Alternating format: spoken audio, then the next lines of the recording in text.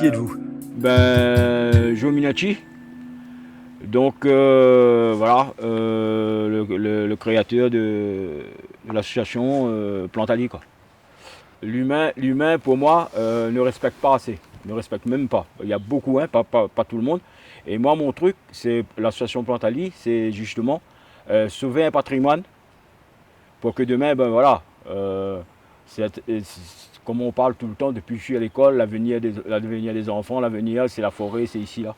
Et donc c'est resté en moi, mais vraiment quoi, véridiquement. C'est-à-dire, je ne suis pas là pour mentir.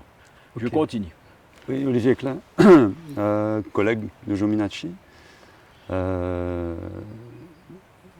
suis moi présent à côté de Joe et c'est à ce moment précis où on se rencontre véritablement. Mon rôle au sein de l'association, j'ai un titre un peu pompant, chargé d'études du patrimoine naturel et culturel. Voilà, mais ma vision, elle est exactement la même que Joe. Ce que je peux dire aujourd'hui, c'est que j'ai cet immense honneur d'avoir pu croiser son chemin. Et à travers lui, je me réapproprie mon pays et je donne une vraie orientation à ma vie professionnelle et à ma vie tout court en fait. Voilà, tout passe par là. Et tous les deux, quand est-ce qu'est né Plantali? Les statuts sont créés le 16 mars 2019 et on commence à travailler au mois de juin 2020 pour les raisons qu'on connaît tous, à savoir le Covid qui nous a décalé notre activité, quoi. Voilà. Et le travail de Plantali, ça consiste à quoi alors? À nettoyer la forêt en elle-même, parce que bon, il y a des pestes qui contaminent les endémiques indigènes, et il y a même des orchidées et tout. Une forêt reste une forêt. C'est pas on tire deux plants dedans, on protège ici, on protège là-bas. Et Plantali veut faire la démonstration en nettoyant, en faisant de la restauration en milieu forestier, de dire quand nous on protège, quand on travaille sur une protection, déjà c'est une loi, et la forêt n'a pas besoin de loi, n'a pas besoin de religion, rien. C'est-à-dire, et Plantali a une façon de voir les choses avec une vision de liberté, d'accepter la forêt et essayer de sauver, c'est aussi sauver un gros patrimoine pour demain. C'est pas laisser crever une forêt, après on dit voilà, on a fait ici, on a fait là. Aujourd'hui c'est l'argent qui prime, mais le respect, il y a presque plus de respect. Là, le truc, c'est que il y a dernièrement, hein, il y a eu un cyclone. Donc, avec la mère nature, nous, on peut rien faire. Ça, c'est la logique. Mais par contre, quand on voit quelqu'un qui coupe, qui passe alors qu'il peut passer là tranquillement, il est avec son sable, il coupe, non. Il n'y a pas... Il n'y a pas de mots pour dire ce que ces gens-là valent. Qu'est-ce qui vient dans cette forêt? Elle a eu au tout début comme vocation, son intitulé c'était Sentier botanique. Mais aujourd'hui ça reste un petit endroit très préservé, on est proche de la route forestière qui est à peine à 50 mètres d'ici. Donc moi je pense beaucoup de personnes de la plaine des Palmistes connaissent ce petit bout de forêt. Après, il y a des usagers aussi qui sont en lien avec il y a un canyon qui est tout proche, donc passe régulièrement.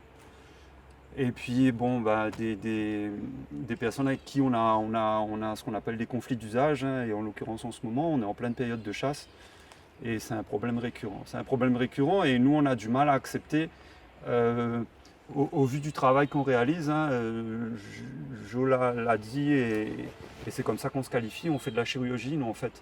Et quand il peut nous arriver dans notre quotidien d'éviter d'écraser une petite plantule qui fait 1 cm et pour les raisons qu'on sait, c'est-à-dire que si on la préserve, demain ça va devenir un arbre.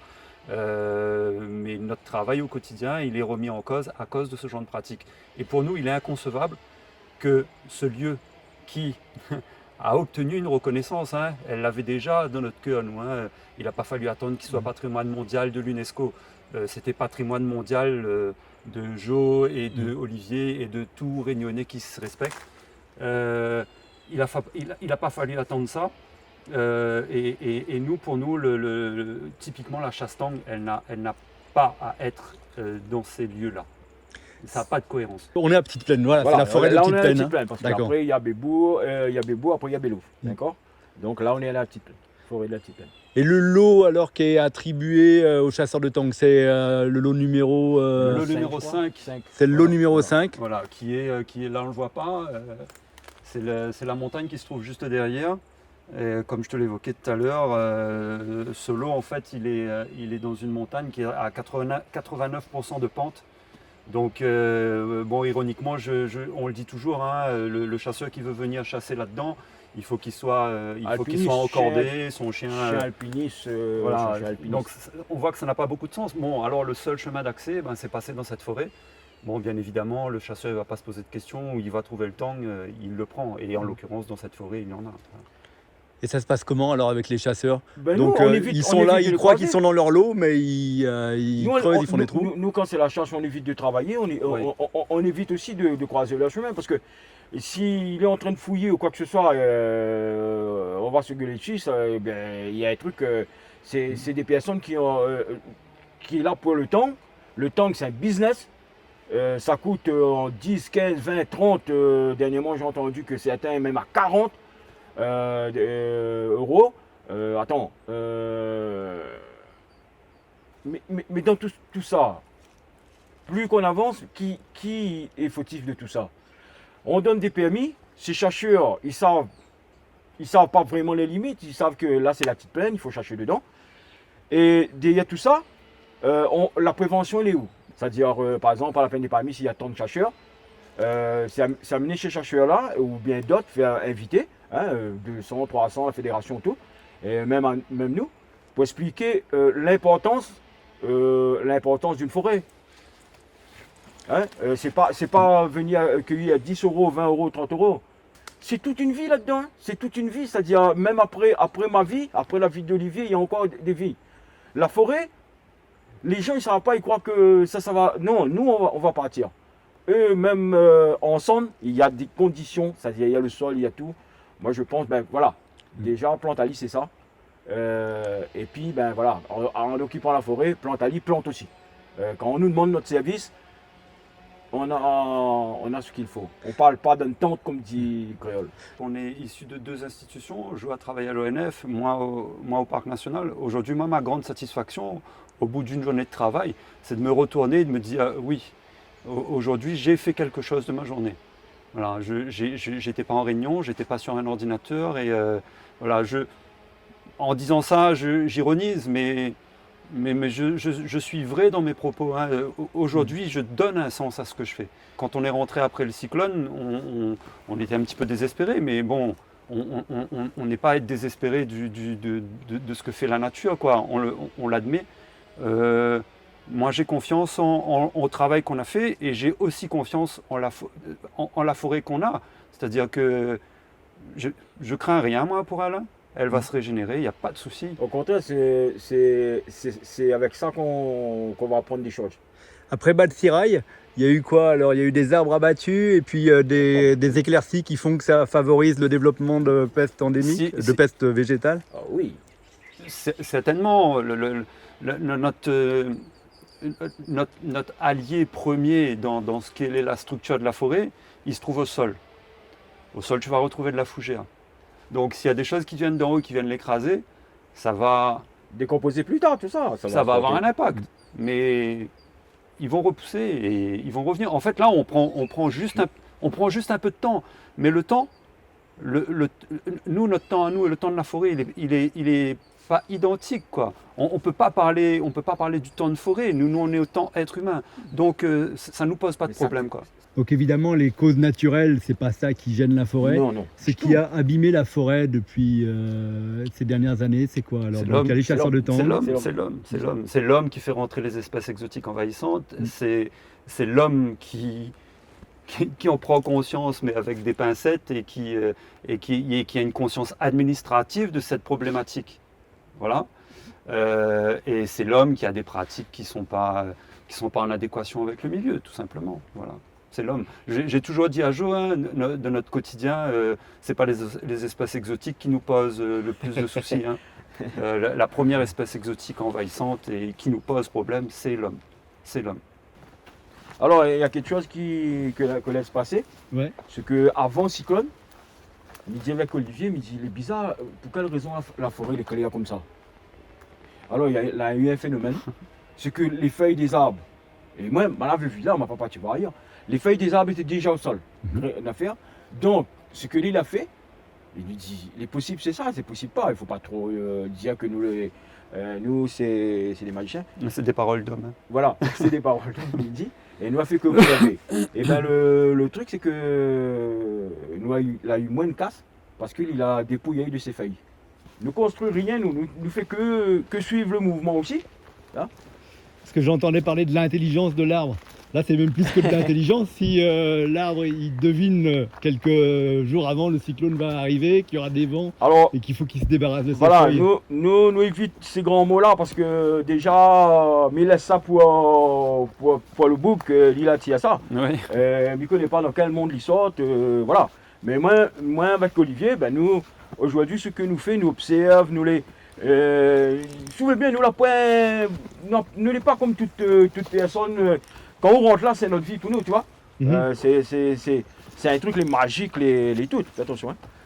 Ça, c'est coup de sable. Ça, c'est un coup de sable aussi. Tu vois, là, viens voir ça, Olivier. Tu vois, le gars, il est là. Son chien tend la charge, hein. Et ben, il prend son sable, il tape. Non, mais franchement, est-ce qu'il peut entendre l'arbre souffrir? Si il prend un sable, il tape dedans comme ça, il tape sur lui là. Bien sûr, il entend les cris, ouais, hein. Mais peut-être mort même, parce que la vie la profondeur, celle-là, elle est dure. Regarde, vois. Là, il est là. C'est juste par passe-temps, c'est même pas pour récupérer un bout d'écorce que n'aurait. Le chercheur, il a un sable dans son main, et quand il a un sable dans son main, il s'en limite de toute situation. Et toutes les devants, il faut les couvrir. Notre troisième collègue, c'est la forêt, en fait. Nous, est juste là pour impulser. Après, s'il y a des solutions, elle va trouver, elle va dire, tiens, on a deux mondes là en train de donner un petit coup de main, nous, on va faire le reste. Et nous, on a confiance en ça. Et il va dire, hein. Bien sûr. Mais c'est carrément une personne d'après ou la forêt, quoi. Ben, on est devant.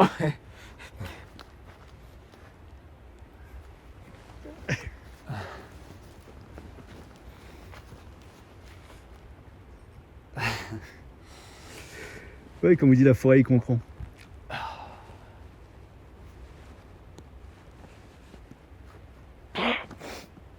On est devant un arbre sur le main. Ça. Ah, on a une histoire avec vous cet arbre-là alors. 3 ans de maladie. Ouais. C'est opération. Un staphylocoque pendant 3 ans. À un moment donné, les infirmières ont dit Monsieur Minachi, on est la solution. Et de temps en temps, ils venaient travailler, de temps en temps, ils ne venaient pas, quoi. Parce que bon, elle était gravement malade. Et puis voilà. Et même il y en a certains qui finalement se mort dans la plaine, hein, pour dire oh bon, et puis voilà. Mais un beau jour, à force de dire ça, il me dit merde. Et à force de prendre des antibiotiques, alors mais pas médicaments, cela. Et sur ce coup-là, ben voilà. Mal arrivé, ma touche ce pied de bois. Là, c'est pour ça que je me dis, oh, il faut vivre des situations que vous croyez aussi. C'est pas en disant, ben voilà, Mala fait ça et puis ben le truc est fait. Et ben en une semaine, m'était guéri.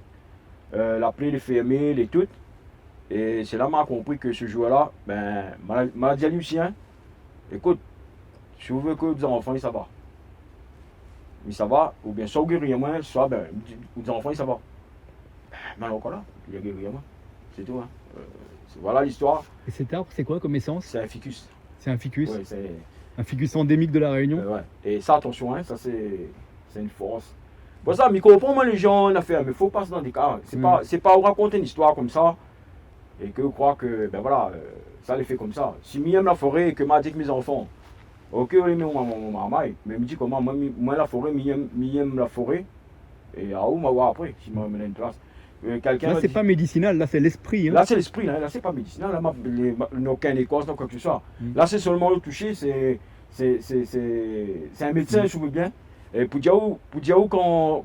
C'est pour ça que Olivier va dire, que moi m'a dit, comme nous dit, nous cause avec lui quand nous avons besoin de lui. Tu vois, nous cause avec lui. Il y a des trucs qui passent pas, mais il y a des trucs qui vont passer quand lui. Il est dans la mesure de dire comme ça que nous le fait partir de lui. Nous avons les ingrédients de lui. Et ce jour-là, ben, il connaît. C'est pour ça, c'est une relation entre l'arbre aussi. C'est pour ça, nous communiquons autrement, nous. Parce que nous connaissons que nous avons ces éléments.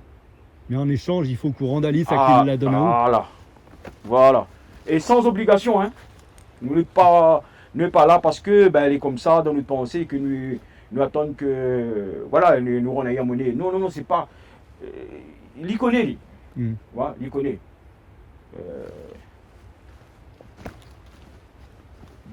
Donc voilà, ben. Nous. De temps en temps, nous vagabondons pas, nous, hein, mais. Quand nous pensons à un truc, c'est une relation. Pas... Où monter il est là ou bien là-bas? Au sein de ça. Ben non, là-bas, pour monter les petits plans, ça. Ouais, mais là. Tu vois, là, il y a un fouiller encore là. Mais il y a du gars, ils sont en cours. Hein. Là où ça nous a rentré, c'est une zone où ça nous l'a déjà travaillé. Donc tu vas te rendre compte d'un certain aspect, quoi. Je a toujours cette image de dire que là où il est propre, c'est là où sa haute vision il porte loin. Voilà. Alors là, pour le coup, où ta vision va s'arrêter, ce sera l'endroit où on s'est arrêté de travailler. Donc là, je peux peut-être mettre un peu les formes en te disant comment on travaille, comment quand on arrive le matin sur le terrain. Donc on définit une zone, elle peut être dans le prolongement de quelque chose qui a déjà été fait. Elle peut être aussi à un endroit où il y a un pied de bois qu'on doit sauver. Typiquement le bois de fée, comme il est rare, si on en trouve un et qu'il est envahi, ça va être une de nos priorités. Pour laisser justement l'arbre, s'il donne des fruits, que ces fruits puissent vivre normalement. Et donc, quand on arrive sur zone, on a une première action. On appelle ça du nettoyage en fait. C'est-à-dire qu'on part sans se poser aucune question existentielle de savoir contre qui on va lutter aujourd'hui. Et quand j'appuie sur le qui, c'est que d'autres personnes qui font de la lutte se posent cette question. Nous, on ne se pose pas cette question et ça tombe sous le sens. On lutte contre tout le monde. Et donc, ça nous oblige à être rigoureux, la fameuse chirurgie de tout à l'heure. Donc, et là, on va sortir le sable, si nécessaire, le sac, si nécessaire.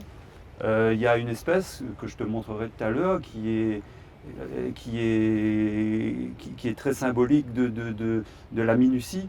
C'est ce qu'on appelle le bégonia. Là, dans la forêt, il y en a un en particulier qui s'appelle le bégonia diadema. Un bout de feuille d'un millimètre régénère une plante derrière. Donc tu n'as pas le droit de ne pas être rigoureux. Donc il peut nous arriver dans une matinée de travail de faire un certain nombre de mètres carrés et il peut nous arriver de faire qu'un seul mètre carré. Mais on sait que notre travail sera bien et qu'on ne reviendra pas dessus. Ce bégonia, c'est une peste? C'est une peste, oui. C'est une plante qui a été introduite pour être dans les maisons, quoi. Oui, c'est joli. Et ensuite, il y a ce fameux petit truc, c'est que en forêt ou sur des sentiers, on voit des petits vierges, des trucs religieux là. Et les gens, ils amenaient des trucs comme ça. Après, bien souvent, ces trucs-là, ils partent en forêt après. On a sollicité le RSMA. Alors, personnellement, moi, j'avais une espèce de préjugé me disant que c'était un public jeune et que voilà, mais Jo, bien qu'on est issu, on est passé par là-bas, Jo avait cette vision de dire bon, non, il a confiance aux gars. Et donc, ils sont restés 4 jours avec nous. Et le premier chantier qu'on a fait, c'était sur le bégonia. Je te montrerai le résultat aujourd'hui après 2 ans de leur passage. C'est propre. Et ces gars, ils n'avaient jamais mis la main dans la terre ou ils n'avaient jamais pris conscience de la problématique des espèces exotiques. Donc voilà, et pour te donner la teneur de ce qu'on est arrivé à faire au bout de 4 jours, à un moment donné, il y a un des barmails qui vient voir Joe et qui s'excuse. Il dit: Joe, excuse-moi, tu as la malacrase d'une fougère, ou on veut pas moins. Alors tu vois, quand quelqu'un tient ce genre de propos, voilà, la sensibilisation elle est plus à faire. Là, on a tout gagné et voilà, c'est ça aussi notre vocation et nos objectifs. Dans la forêt, on est 2. On est 2 depuis le mois de juin 2020. Et on est aujourd'hui, alors de mémoire, je crois qu'on est à entre 10 et 15 000 mètres carrés de surface qu'on estime, nous, à notre niveau, qui sont nettoyés et propres. Ce qui ne veut pas dire qu'on ne repassera pas derrière pour du contrôle. Ça, ce sera une autre phase après. On a du champignon là, regarde. Ouais. Là, tu vois, les champignons. Non, je pense pas. Mais bon, ben voilà, il faut nous enlève ça aussi. N'oublie, Ali. Il a diminué quand même, hein. Ouais. Bah. Voilà, ça c'est une peste qu'on lutte avec.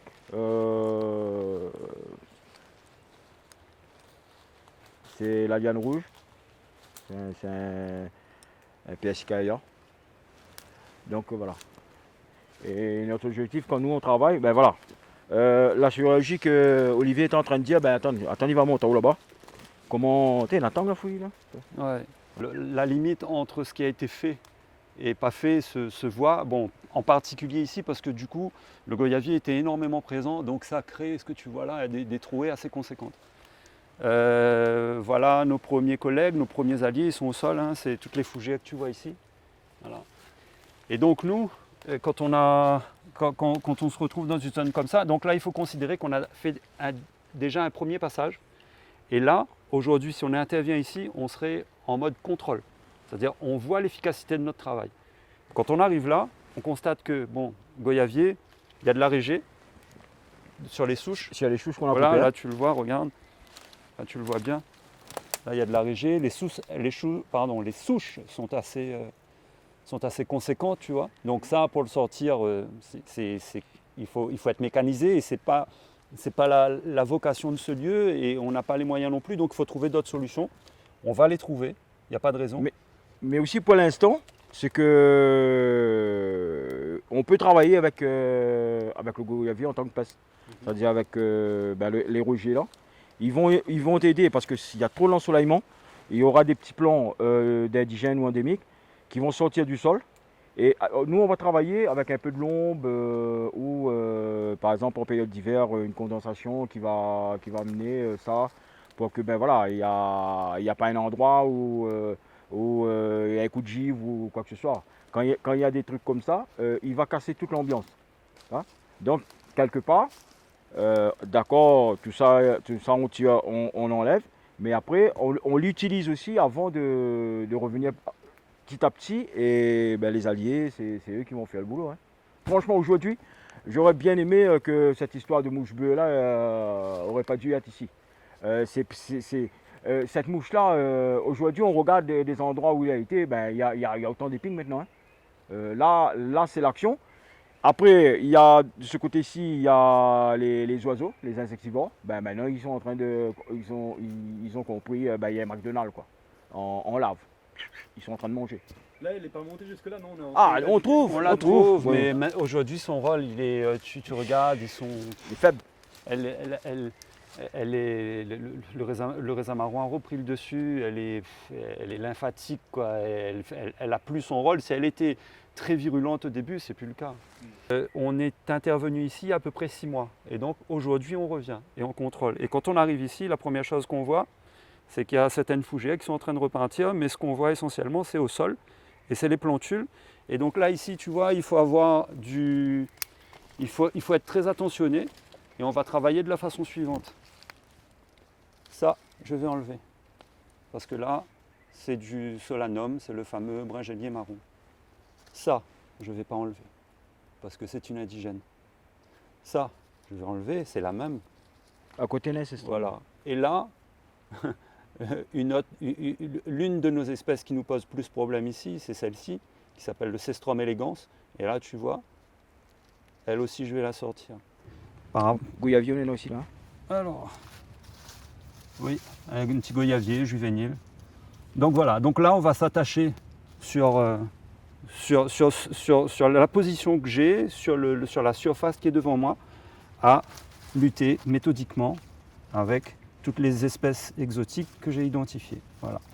Et donc ce que je tiens... Pour les identifier, c'est pas donné à tout le monde. Non, vous ne pourriez pas mettre n'importe qui à faire ce travail. Exactement. D'où prendre 10 personnes, un groupe de personnes qui fait ce boulot-là. Il y a le piétinement et il y aura plein de choses qui vont être arrachées. Et apprendre, c'est une histoire à long terme. Moi, mon truc, c'est que j'ai eu la chance de travailler pour l'ONF et que quand mon boulot était là, j'arrivais à des petits trucs comme ça, à dire que c'est ça ou c'est pas ça. Après, il y a très peu de marmailles qui a vraiment capté ce truc-là. Maintenant, Olivier, avec Olivier, il n'y a pas de souci. C'est juste le temps de dire. Maintenant, nous, on sait qu'il y a un qui a une odeur, il y a un qui a un duvet. Il y a l'autre qui est, écoute, il est plus ramifié un petit peu. Tout ça, c'est des petits critères pour aller tirer plus bas, tu vois. Et c'est notre boulot. Là, tu vois, entre les 3-4 goyaviers que j'ai sortis, voilà, juste ici, il y a autre chose. Alors, je pourrais l'identifier, hein, c'est très petit, je pense à du thym rouge parce que la feuille, elle est composée. Mais pour moi, c'est pas une exotique. Et alors, ne sachant pas, Jo va peut-être me dire. La liane, la feuille blanche là, La clématisse. Clématisse. D'accord. Ça, là on en a un peu d'affaire. Ça c'est un bois d'oiseau. Ça c'est un bois d'oiseau. Ouais. Donc voilà. Donc là, entre ces trois là qui étaient ici, tu vois, il y avait quand même une indigène. Donc il faut être aussi dans le geste, il faut être hyper précis. Là, on est vraiment sur une parcelle et on ne peut pas imaginer qu'on reproduise un tel travail chirurgical sur l'ensemble du parc national ou de la forêt primaire, quoi. Il faut juste de la volonté, j'ai envie de dire. Voilà. Il n'y a pas si longtemps, on nous a qualifiés de passionnés. Nous, ça nous a interpellés. En fait, on est là. Alors, je vais employer des mots pompeux, hein, on est là pour le bien commun. Le bien commun, c'est ce qu'on évoquait tout à l'heure, c'est que tout le monde puisse respirer. Alors, si ça n'interpelle pas l'esprit du commun des mortels, on n'a plus d'arguments. Et vous vous appelez Plantali, mais en fait, c'est plus Préservali parce que vous plantez pas trop, quoi. Vous sauve le bébé quand il est en terre, mais vous plante pas. Exactement. Oui. On a aujourd'hui, dans cette forêt-là, on a planté 0 pied de bois, quoi. Et moi, dans tous les rapports d'activité que je fournis en fin d'année à notre financeur, je mets la chose suivante, je dis j'ai lutté contre 100 mètres carrés et par définition, j'ai planté 100 pieds de bois. Aujourd'hui, les moyens de protection qu'on a, ils sont sur du papier, ils ne sont pas dans le concret. On a sollicité la BNOI et la Brigade Nature Océan Indien qui sont les seuls agents armés. Parce qu'il faut l'être dans ces conditions pour avoir fait un peu de police au sein du parc national. Le parc a fait ce choix, il est ce qu'il est, mais voilà, c'est pas le sujet. Ce que je veux te dire par là, c'est qu'il y a un manque d'effectifs criant. Ils sont au meilleur des cas, une dizaine de fonctionnaires pour un territoire comme La Réunion, Mayotte et toutes les eaux qui les entourent. On voit très bien que la notion de protection de la biodiversité, elle est biaisée, il n'y a pas de sens dans tout ça, c'est des effets d'annonce, voilà. Et donc, nous, à notre échelle, alors c'est ironique ce que je veux dire, à notre échelle, on va pas mettre en péril un projet européen. Je vais te donner le montant, hein, on est à hauteur de 400 000 €. Alors, on va pas en péril un projet européen, nous, les pieds de bois, on ne les plante pas pour qu'ils crèvent, on les plante pour qu'ils grandissent, voilà. C'est peut-être ça qui fait la différence. Le projet européen à 400 000 €, c'est quoi? C'est le projet espèce, voilà. Le projet espèce qui est tenu par le parc national. Par le parc national. Ouais. Voilà, qui est arrivé à échéance depuis. Hein. Mais bon, nous, ça leur pose un peu problème parce qu'on ne les a pas encore plantés. Mais voilà nos arguments, je ne sais pas si ça se tient. Mais nous, ils sont plantés en temps voulu, c'est tout. Quand on aura l'assurance. Voilà, du côté là, et puis quand l'arbre va dire maintenant je vais rentrer chez moi. Parce que quand on est dans le grand public, on entend le président du département dire ah bah voilà, on va planter 1 million d'arbres, etc. Est-ce qu'il y a la place? Mais oui, qu'est-ce que vous en pensez? Où est-ce que ça se plante 1 million d'arbres ben et comment Alors, ça se fait? Dans les ronds-points? Oui, mais avant de planter, il faut avant tout aller protéger le papa et la maman qui sont dans la forêt. Pour moi, un arbre, il lui faut un milieu, il lui faut un habitat, il lui faut une structure, il faut quelque chose d'équilibré. À mon sens, planter un pied de bois dans un rond-point où... C'est un arbre orphelin. Et c'est un arbre qui est voué au suicide, quoi. Un pied de bois, il n'a pas vocation à être dans le milieu urbain. Voilà, ça donne bonne conscience aux politiques, mais ça ne fait pas du bien à la forêt, loin de là, parce que pour le coup, on oublie tout ce qu'il y a à faire ici. Et justement, on est patrimoine mondial de l'UNESCO depuis donc 2007. Hein. Oui. La forêt, elle vous semble plus protégée qu'elle ne l'était avant? Pas du tout. Pas du tout. Et alors, on va affirmer une position. Nous, on attend une chose, c'est que la note qui a été donnée, parce que patrimoine mondial de l'UNESCO, il faut soutenir ce label, il faut le préserver. Le parc qui est garant du bien, il a une note qui est en nette régression. Nous, on attend une chose, c'est que cette note baisse encore et que peut-être que pour une fois, les gens qui sont là-bas de l'extérieur se rendront compte véritablement de l'action ou de l'inaction qui est mise en place. Voilà. On n'a pas hésité à faire des courriers à l'UCN, CNPN, le ministre de l'Environnement, tout ça pour une histoire de charge, pour dire, ben voilà, quand on nous donne de l'argent, c'est de l'argent public, on ne gagne pas 6 000 euros, 7 000 euros ou même 2 000, hein, on ne gagne pas ça. On travaille, on est encore honnête là-dessus. Notre boulot, c'est pas gagner une grosse somme d'argent. Notre argent à nous, c'est-à-dire notre richesse à nous, qui vaut des milliards, je dis, hein, parce que aller travailler dans des conditions comme ça, ben, si on donne toute la clé du système, il y a toujours un petit malin. Et ce petit malin-là, il ne fait pas avancer, on voit bien. On blablabla, blablabla, et la forêt est en train de mourir. La chasse tang, ça existe depuis des décennies et des décennies, peut-être pas même même 2 siècles. Ça La s'est chasse, empiré c'est pareil. depuis qu'on a mis des permis et des lots. Écoute, avant, on parlait de braconnage. D'accord? Et aujourd'hui, on veut faire passer ça comme une chasse traditionnelle, culturelle, traditionnelle et tout. Mais n'oublie pas que les années où la chasse, qu'on a ouvert la chasse, hein, je sais pas, en 2000, je sais pas combien là, par là, je me rappelle plus la date, hein, mais quand on a ouvert la chasse là, ces gens-là avaient une façon de critiquer les braconniers en disant c'est eux qui propagent les pestes. Mais le braconnier, lui, quand il passait là, moi je faisais des relevés des sentiers de braconniers. Il n'y avait pas tellement de pestes dedans. Hein. Mais aujourd'hui, c'est de 300, 250 à 300 personnes, du même jour, à l'ouverture de la chasse, dans cette zone-là, dans la zone de Bébourg, Bélouve, Tipène. Écoute bien. Trop de pression sur peu de temps. Écoute, c'est normal. Et avec l'arrivée encore d'un autre truc, que bon nombre dit qu'on est, c'est nos amis. Ok. Mais lui, il participe, c'est l'introduction des ruches d'abeilles en forêt. Alors, le chercheur, il va faire des passages au sable. Aujourd'hui, c'est un qui passe. C'est mercredi. Après, tu as samedi, dimanche. Le même gars, il trafique. L'ouverture, s'il est comme ça, il devient comme ça. Et quand il y a l'air, il y a l'épaisse. Et quand il y a l'épaisse, il y a la floraison. Quand il y a la floraison, il y a les abeilles. Ben, Plantal, il est tout seul là, à casser la tête. Hein. Maintenant, si tu viens, nous va accepter. Mais ça fait un bout de temps, nous n'étions pas d'accord du tout sur le principe que nous sommes encore exotes. Alors que nous envoyons des courriers pour que tu viennes. Ou que je t'invite à nous. Même invite à nous si tu ne veux pas. Je t'invite à nous plutôt. Mais m'y mettre devant un grand public, on l'a dit, hein, nous deux Olivier, nous assises, nous là, nous montrons nos travaux. C'est pour ça que Olivier il a tout en truc, photo, tout, il écrit tout. M'y mettre ça, me dit, ok, où les pays est-on? Où la partie de l'école? Où on est là sur l'épaulette? Monte à mon boulot. Monte à mon boulot. Normalement, c'est où il doit monter à nous. Ok? Mais pas nous. Les ruches, là, vous avez évoqué le problème des ruches. Évoqué tout. Réglementé, on a le droit d'aller poser une ruche dans la forêt? Oui, aujourd'hui, depuis, c'était des concessions. Hein, donc voilà, et a commencé comme ça. Et ce, malgré le problème du varroa. Et du coup, les ruches infectées, on ruches détruit tous les ruchers naturels au milieu forestier.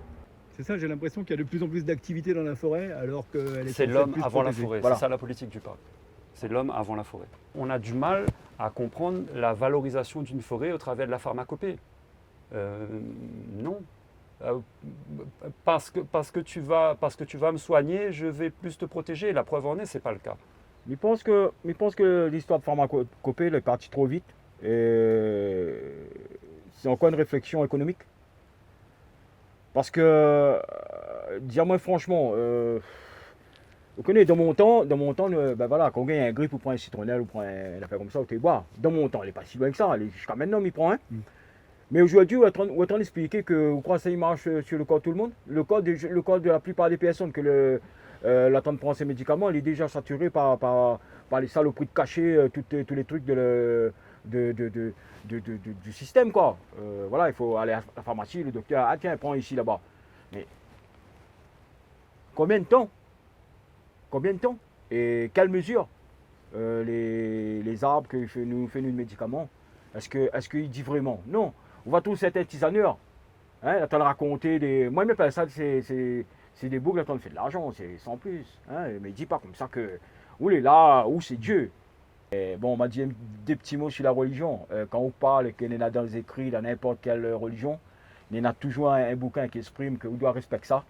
Et que, à haut, on respecte pas de merde. On respecte que s'il faut on est dans un gros Mercedes, une belle case, voilà, la plupart est comme ça. Mais ça, on laisse pour nous ça. Mais nous, la point religion, nous, hein, ils sont dans la point politique, la point religion. Ça, il n'existe pas ici, ça.